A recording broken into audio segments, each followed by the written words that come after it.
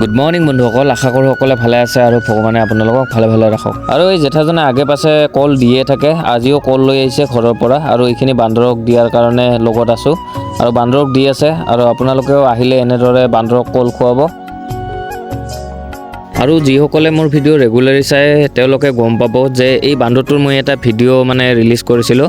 এই বান্দৰটো কাৰেণ্টত লাগি কেনে ইয়াৰ হাত দুখন পচি গৈছিল আৰু হঠাৎ আজি দেখা পালোঁ সেই বান্দৰটো জিন্দা আছে, মৰা নাই।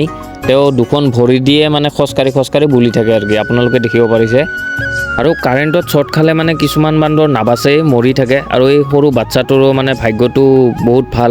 আৰু এওঁলোকে লেলাৰ পৰা আহিছে মন্দিৰ দৰ্শন কৰিবলৈ আৰু মন্দিৰটো দৰ্শন কৰাই দিলোঁ। আৰু এয়া আমাৰ হৈছে ঋষি আৰু এওঁলোকে বহুত দিনৰ পৰা মন্দিৰত আহিম বুলি ভাবি ফাইনেলি আজি আহি গ'ল। আৰু মামীহঁতে ঘৰলৈ গ'লে আৰু এতিয়া ময়ো ঘৰলৈ যাওঁ। আজিলৈ বাই বাই।